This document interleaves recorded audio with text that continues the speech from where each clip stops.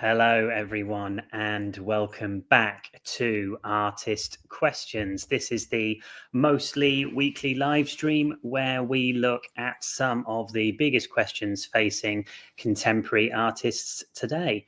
My name is Dan Curtis. I'm an artist, writer, and arts educator from London in the UK, and I'm head of education at Exchange Art, who make all this possible. So thank you so much again to Exchange Art and Bonk Art Masters. This week, we are going to do something a little bit different, I thought. I've gathered a selection of notes here and reading around the idea and the question of, can curiosity save the art world?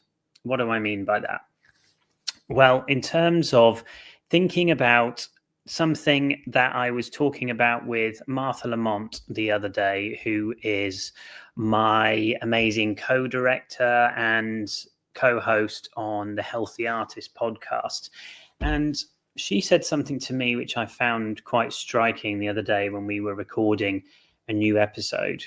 She said that in terms of pure experimentation, trying new things out, going down completely different routes to what you'd experienced before, and maybe using materials that aren't really connected with your themes or ideas to try something completely new, a lot of that kind of experimentation and that form of curiosity can feel, with the way that things are set up culturally in the art world and with capitalism, as if it's some sort of indulgence of some kind.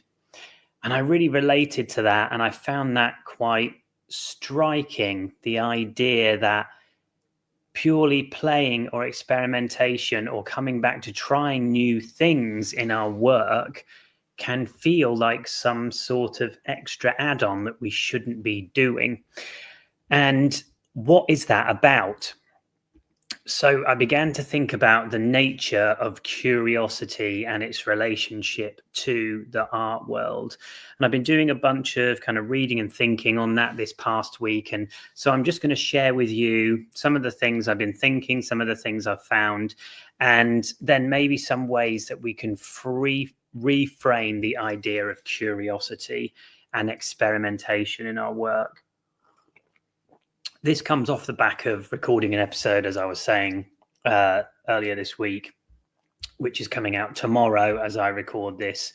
And it's an episode on the Healthy Artist podcast all about breaking through barriers and how to do that, how to bust through creative blocks in your practice. So I think it's going to be, we really enjoyed putting it together. So that's comes out tomorrow on the Healthy Artist. So look out for that episode. So this is sort of some extra notes connected with that as well. So can curiosity survive the art world? Here's my thoughts for this week. Would love to hear what you think as well. So feel free to drop comments and questions, anything like that as we go. And I have got X open as well, so I can see any questions coming through. I want to start here with the actual word curiosity itself. I was looking at the etymology of curiosity because I was thinking about things like curios and, curiousness and curation, even where that all comes from. And the word curiosity comes from the Latin curiositas, which I don't know if I'm pronouncing that right. There's a lot of sort of lines above the letters, but that's what I'm going to go with for now, which means carefulness inquisitiveness, or an eager attention. And breaking it down further on this Latin root, cura, which is kind of the beginning of curiosity, means care or concern. And from that we get curiosus, which means careful, attentive, and inquisitive. And then from that we get curiositas, the full word, which is this noun form. And that takes it a step further, meaning a zeal for inquiry or a desire to know. The phrase a zeal for inquiry is just like fascinating and beautiful to me. And it kind of gets me excited about the idea of trying something new, trying something fresh. And you can see, therefore, that the etymology of curiosity links to this zeal, this desire to try, to know, to search, to observe, to inquire. But then the cura means to care as well. And I really like that idea that maybe then being curious in our art practice is being full of care and having care enough to notice, to investigate, to engage. It's not just a kind of desire to know for no reason, or a desire to know to, I don't know, overpower or something like that. It's a zeal for inquiry that is based in care, attentiveness, and a kind of gentle inquisitiveness. And I think that's really good to come back to when we think about this idea of curiosity as some sort of indulgence, or play as something that we've got to leave behind now that we're serious artists who are making a career or need to market ourselves or brand ourselves, etc. But it's really powerful, I think. You know, curiosity then isn't just about kind of chasing the new. It's about paying careful attention to the world, to your inner world, to your practice, and where things are leading you, even if it's totally unexpected. And I think it matters particularly to artists, because I think so much of our job, or inevitably kind of the result of our output as artists, is a reflection of what is around us, whether that's our times, our politics, the culture in which we find ourselves, whether it's literally the skin that we're in, whether it's our inner world and how our brains work and our bodies function, whether it's a reflection on moral or philosophical ideas. Even within fictionalized realms, there will be this sense of connectedness with our now, with our present, even in studying the past or the idea of the future as well. And so curiosity, as the idea that it's a form of care, is important to artists, because it's kind of almost like the opposite of apathy in one sense. There's actually a few things which I think it's the opposite to, and I'm going to elaborate on that in a minute. But I think curiosity as artists is like the opposite of being apathetic, the opposite of not giving a shit of what's around us, or the opposite of, you know, almost like entertainment as well, where it's, and I mean entertainment in the sense of sort of empty entertainment that does nothing to ask questions or bring new ideas or bring joy in that sense. So then how might curiosity then get sapped by a kind of art career or by the art world? Or how might curiosity become to feel like an indulgence to us rather than an essential part of what it means to be a maker or a artist or a creative or someone who is responding to their times? So I remember I've talked about the gallerist Sid Motion quite a few times on this podcast and on these weekly videos. And she's an amazing curator and gallerist who I've had the opportunity to work with now a few times. And I was talking with her about her sort of journey into becoming a gallerist. And she was talking about that moment where the sort of nascent, bubbling, inquisitive passion for wanting to collect art, show art, draw artists together and make things happen, suddenly came, as it turned into a career, came and butted its head against the reality of needing to be commercial or to make money or to do things to sustain yourself and survive, right? And that tension never really disappears. And I think that is kind of the root of the beginnings of the sapping of curiosity, right? Is when we butt our heads against capitalism as artists. And this is not to say capitalism is 100% bad, or the sort of memeified response to that, which, oh, you hate capitalism and yet you work to make money, or, you know, this kind of straw man argument around it. I'm not going down that route. But what I want to open up with this question is why capitalism has so saturated so much of the art world as well, because of the way things are structured at the moment, where there is so little support for being a creative, and then the support gets lower if you're an artist of color, if you're disabled, if you're neurodiverse, if you live in the global south, etc., etc., and why that is, right, and how that can begin to sap a curiosity. Because then when it comes to capitalism, there's a couple of things that I want to explore here. Capitalism, I think, saps curiosity for us as artists because at its core, capitalism rewards predictability, right? And in some sense, efficiency, yeah?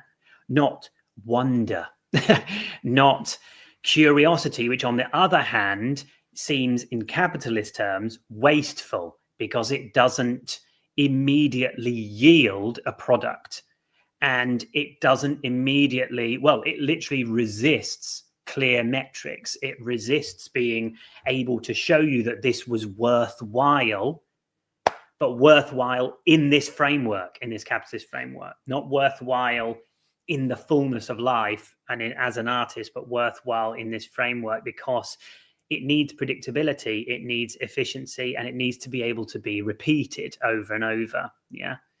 So if you think about it like this, the market therefore demands a kind of clarity, and this is within the art world, but also in the art market, but also within so many other areas of the market. What is it? What does it do? Will it sell? What's its function? How is it going to have longevity? Can it increase in price and be resold, etc., etc.? These are all about clarifications. They're about answers. They're about definitions, right? And sometimes I think there is like a connection with entrepreneurialism, that's a kind of form of curiosity, which is like, you know, they found this incredible new product and suddenly everyone needed it. But it's kind of often those stories of kind of like rags to riches kind of stories about artists or any kind of entrepreneurial figure are begun as like a form of curiosity and they end in like a form of pure predictability, you know, pure kind of clarity where it's repeatable. Yeah. But curiosity does not live in that framework. Curiosity lives in the question, not in the answer, right? Curiosity lives in the what if, you know, and what if I try, not the how much will this afford me in the end, or what will it do to increase my value or my work.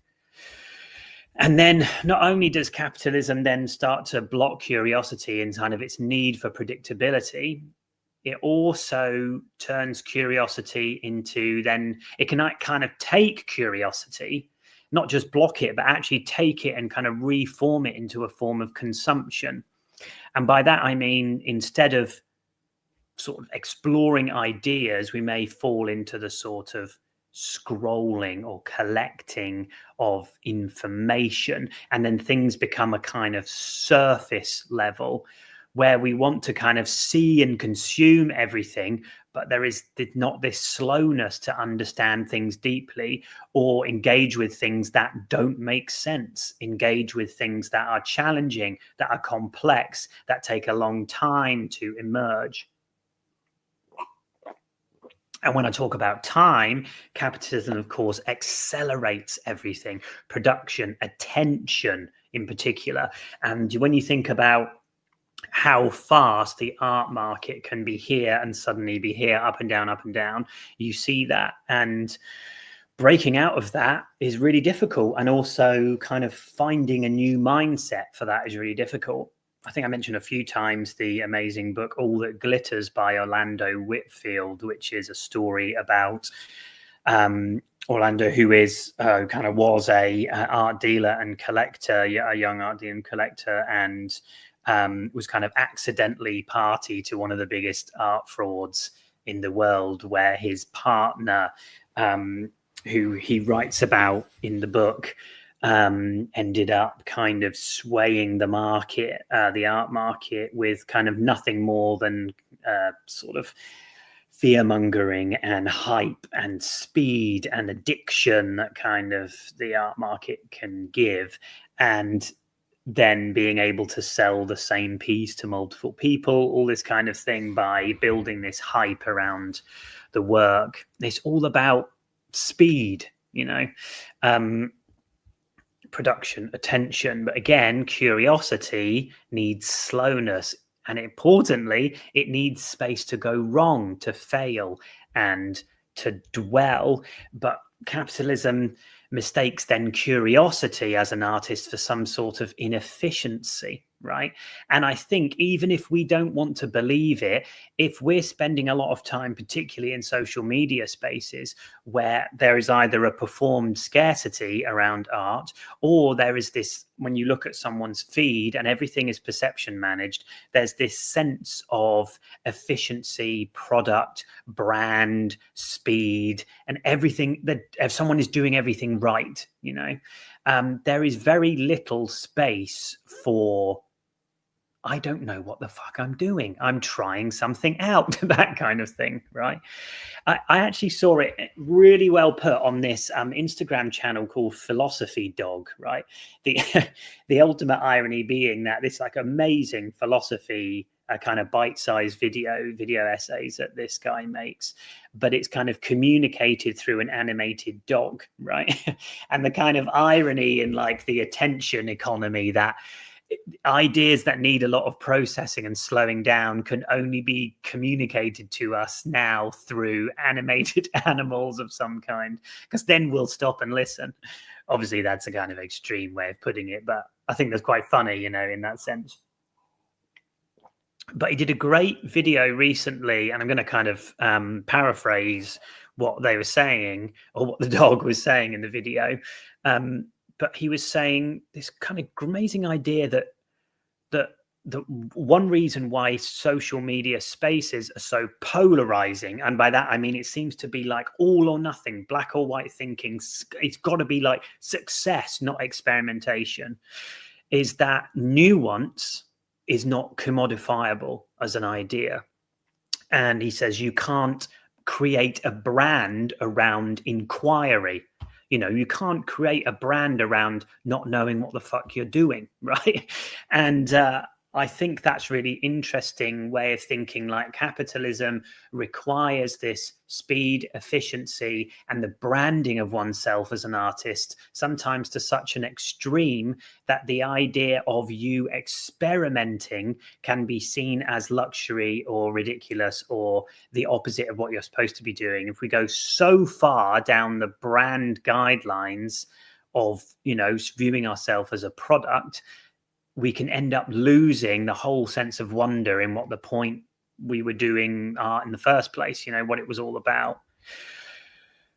And I think in a way then, like I was saying, there's a number of things that I think are opposite to curiosity. And I think particularly if we're spending so much time in social media spaces, there can be this huge focus on certainty. And I think, certainty in its own way becomes the opposite of curiosity, because curiosity can't bring certainty. That's the whole point of it. The whole point is to allow you to emerge and explore new ideas. But capitalism requires things to be clear, certain, efficient, high speed, branded, finished, packaged, profitable. Yeah. So maybe in a way, one of the most radical things an artist can do, not even to show, but maybe to show it out, on social media or wherever else you're showing things. Maybe the most radical thing we can do just for ourselves is to stay curious and open to wonder in a world that wants everything packaged up, right? Or in a kind of art market that's become obsessed with what's the latest thing, much like a Labubu or whatever else. And of course, now the sales of Labubus are crashing. It's all over. I mean, it was literally weeks. It's been weeks, isn't it? Like how fast these things turn around. Where's the curiosity and wonder in that?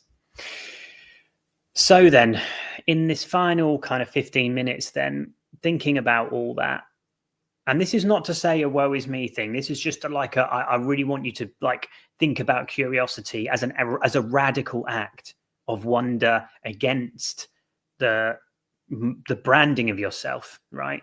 Yes, we do want to represent the best version of ourselves in certain areas. We do need to upsell ourselves. No one's coming to find us based on our curiosity, etc. We do need to brand ourselves in some sense, and that is important. And I did do an episode on that before. But there's a difference between, professionally representing and giving our art the best shot it can and falling into making content, and products. And instead of making the art that we want to make, right? So then, if we're trying to rethink this idea, how can we save our curiosity as artists? How might we begin to reframe and rework this in some sort of new, ethical, exciting sense, right? So just here's a few thoughts. Let me know what you think to this. And I hope this can, something of this stands out, and take whatever is useful to you. There's a great quote. I mean, there's a million great quotes from Julia Cameron, the author of The Artist's Way. Many of you will have read that book or at least heard of it. It's a book about artistic recovery, how to regain your sense of artistry, particularly if you were an artist years ago and gave up or got crushed by someone or something, that stopped you doing it. It's a great book around sort of healing your creative self, and particularly that young version of yourself that is still lost and afraid. She says this, Julia Cameron, on curiosity: do what intrigues you, explore what interests you, think mystery, not mastery. That's a cool little thing to stick up in the studio, isn't it? Mystery, not mastery. And I think it emphasizes this letting the work open itself to you, letting interests, no matter how wild they seem or how uncommodifiable or how against your Instagram brand that they seem, letting those things guide you, letting the work take you along, rather than focusing on perfections or shoulds, which stifle your ability to be curious. Yeah. So Cameron's kind of encouraging that approach to creative work that is full of exploration and wonder, and, coming back to it in this childlike way to access this deeper and more authentic creative flow. I've banged on about this before, but the amazing book, Poor Artists by the White Pube, the art critic duo, is a fascinating book, which I highly recommend. And the main character at the end, who is kind of, it's a work of fiction that is based on lots of interviews that they did with real artists, and pieced together this character going through trying to become a famous artist and going through the art world and suddenly realizing it's not what they thought, and losing track of what's real and what's not real anymore in their work. And they go through this process of having their kind of curiosity deconstructed by, they're trying to make something sellable and commodifiable and capitalist, like we were just saying, easy, predictable, repeatable. But the problem is that becomes all that they're known for, and then they've got no time for anything else. And suddenly the curiosity has disappeared. And so it comes to the end of the book, and I won't spoil it all for you what happens to the main character called Quest, but they are sitting with their mother at the end, and their mum says to them something like, you didn't used to put all this story onto your artwork, this meaning, this need for like value or creating some kind of special thing that everyone loves. You used to just do it. And I think that is just, I mean, if there's so much to remember from that book, but that's stuck with me so much because I just feel like, gosh, yeah, there's so many times, and Julia Cameron covers this a lot in The Artist's Way, where we transition from the curiosity of childlike wonder and start to see that, as I said at the top, as indulgence, stupidity, a lack of reality, a lack of seriousness or something like that.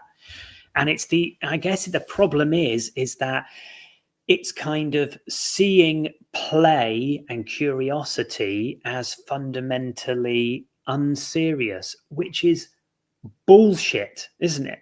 Play, as an artist, experimentation is like the definition of seriousness for an artist. Do you know what I mean? I think the thing that's not serious, on the other way, is making products for an app. You know what I mean? That's not serious. That's childish. Surely that's just wanting to kind of serve a greater master and being so scared of like your own wonder and your own capabilities. So I think, I really want to draw us back to the idea that curiosity is deeply serious work. Yeah. And because it requires us to remain open, it requires us to live a life in which we are actively rejecting the idea that we need to package ourselves and have everything understood, clear, certain, and finished. Yeah. Mystery, not mastery. That's so fucking good, isn't it? Queen Julia. Oh, why am I going out of focus? Bring me back. Focus on me. There we go. How are we doing? Half an hour. All right. So we've still got a little bit of time left. So a couple more quotes from Julia on this idea. In terms of curiosity and the creative process, then, it's as though all stories, painting, music, performances in the world live just under the surface of our normal consciousness, like an underground river. They flow through us like a stream of ideas that we can tap down into. And as artists, we drop down the well into the stream. Mystery is at the heart of creativity. So again, it's this understanding that, however you see creativity, whether you see it in this sort of river-like sense where there's something passing through and you're kind of get swept into it, or you capture things out of it, whether you see it as the muse that comes through you, whether you see it as directly related to your body, your experiences, your history, however you kind of relate to the idea of your own artistic endeavors, the important thing is living in the mystery of that, not the mastery of that. Because as soon as we move to mastery, we move to repetition and products. But a note on repetition. By that, I don't mean that doing the same thing and observing or being interested in the same subject matter is somehow, inherently capitalist. I don't mean that. Think about artists like Agnes Martin, who, spent their entire life doing the exact same painting over and over, essentially. And it's like some of the most beautiful work you've ever seen. But that is an kind of extreme form of curiosity, where the curiosity is focused in a single endeavor and seeing how far you can explore that. Again, her work is kind of the epitome of like curiosity as seriousness, so I'm not saying that doing the same things over and over is bad and that we constantly need to innovate. And we'll talk about this a bit on tomorrow's podcast release, that kind of the idea of innovation can itself become a blocker as an artist. And what I mean instead is the difference between a deep inquiry into the same subject matter over and over, and a wonder about that and a curiosity about that, and having stopped exploring and creating the same product over and over that has no more challenge, no more question. It's reached an end point. And I know I've met a number of artists who are, let's say, popular, famous, who have got stuck in having to make products because those are the things that sell and that people want in terms of the market, because it's predictable and it fits in, therefore, with a capitalist system, and it doesn't value curiosity. And it's kind of like, yeah, I like the kind of stuff you're doing, but I really want one of those paintings that blah, blah, blah, or I really want one of those figures that does this. And a lot of artists burn out and give up when their curiosity is quashed by the need to repeat one said product over and over. And yeah, we don't need to name names in that kind of idea, but you know exactly what I'm talking about, where I'm not saying style, I'm not saying, a repeated outcome, but I'm saying when the work has become a product, an item, it's become content over art. So what are some other ways to finish up that we might redefine this then, if we're thinking about how to reshape curiosity? Well, I want you first to think about redefining your success as an artist. Again, we've done a great episode on this early on in the podcast called The Myths of Success. So I highly recommend checking that out. But I want you to think about shifting your focus from what's my output, what's the end result, to what's my inquiry, and measuring your practice and the success of your practice by the questions that you're exploring, not the products that you're releasing in the end. A successful practice, I really think, is showing up and doing it and trying. Yeah. No matter how many sales and whatever else in the business side of things, that's the bonus. That's the bonus round. The second thing, if that's something you want, you might not even want that. You might not want to sell art. You might just want to make and do something else for money. Yeah. And that is the totally legitimate career. Again, it comes back to who you are and your values. So again, I want you to shift from output to inquiry and think about success in terms of the questions you're exploring, not the products that you're releasing. The second thing I want you to do is I want you to slow the fuck down your practice, okay? I want you to allow yourself the space to unfold over time, yeah? I want you to protect curiosity, boredom, uncertainty, because that's where it incubates. That's where it is all within. Okay. I want you to allow it to emerge slowly. Even when everything around you is saying speed, now, products finished. And my God, I am talking to myself here as well. This is my own healing right now. Okay. I am talking to myself here 100% as well. So even if you're not listening, at least I'm listening. And a couple more things. I want you to resist the market's demand for certainty, as we talked about towards the top, as your new act of integrity. I want you to think, actually, I'm going to aim to be open and allow the certainty of a piece to kind of emerge in its own time, not as the starting point for making, which just leads to quashing all sense of curiosity because we're just living in fear about the end point and not getting there. And how the hell do we do this thing and make it work or make it right or make it sellable? And, you can be commercially active while still, reducing your work to content. Yeah, you can do that. I promise you. And as a way of closing then, I want us to remember that curiosity is not just something that we do on our own. It's so easy to sort of, even for me, to begin to turn this kind of episode into like a life hacks thing and say, oh yes, the way to fight capitalism, or the way to fight this sort of quashing of curiosity and play in your work, is by you figuring out a better way of doing it, which is like just me selling you another idea, isn't it? That's not what I'm about. I'm about, yes, you resisting the idea of content and you resisting the idea of certainty in your work.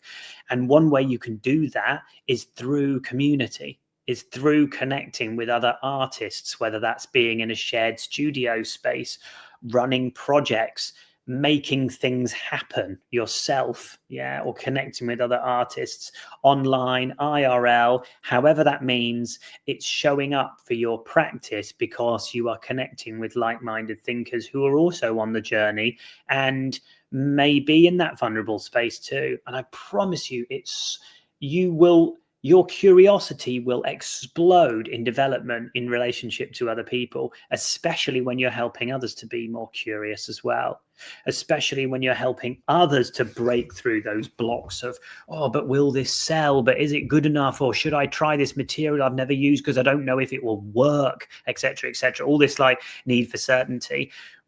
When you can help other artists bust through that, you will be speaking to yourself as well, just like I'm doing to myself now, I hope.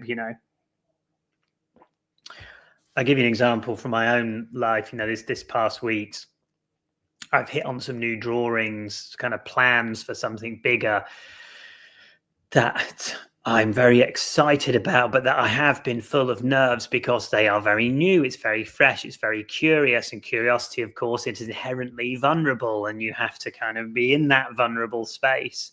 And a way of helping you being in a vulnerable space is being in community as well. And so Martha came and looked at these recent drawings, and she was so excited about it. But she didn't stop there. She said, I'm imagining that these drawings turn into something more sculptural, something larger, something bigger.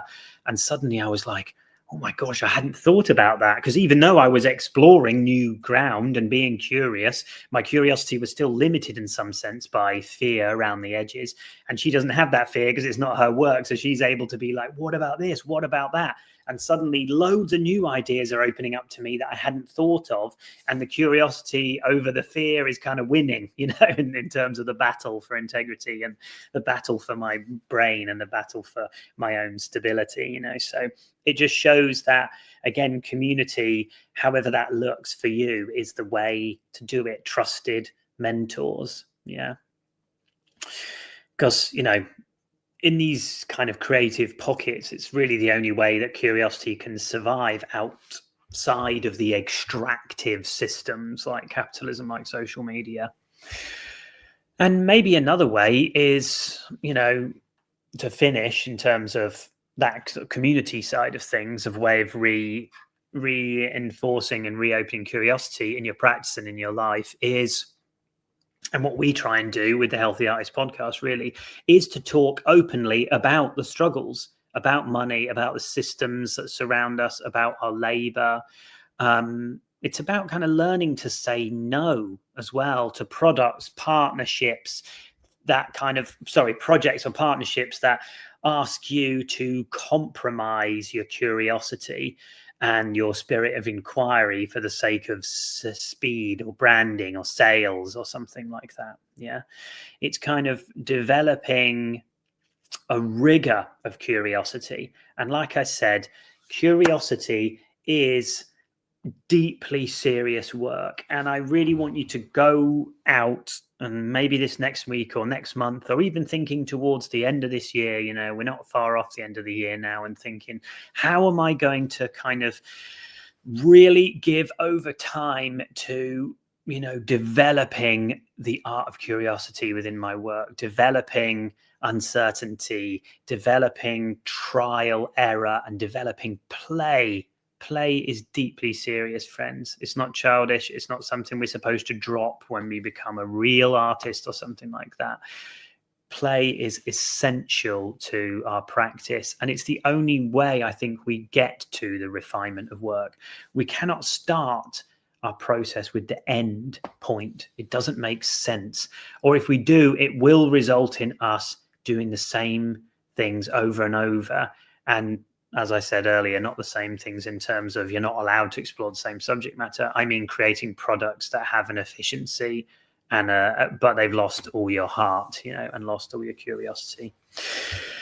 So that's me for this week, friends. I hope that something of that resonated with you, whatever it is. Send me a message. Let me know what stuck out to you. And remember, let's come back to Julia Cameron's thought that it is mystery, not mastery, when it comes to our work.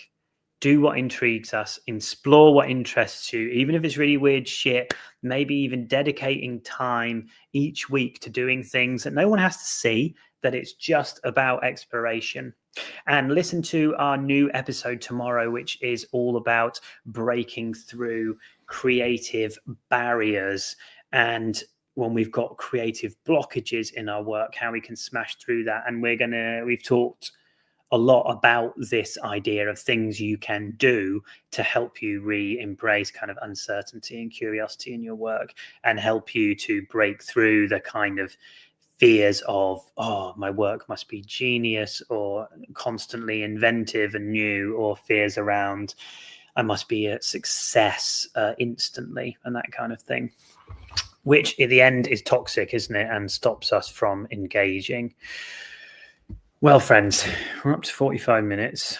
Thank you so much for joining me today, and I will see you next week. Enjoy the rest of this autumn week, wherever you are, and big bunch of you in here again today. So thank you so much for joining me, and I will see you in the next one. Ciao for now, friends.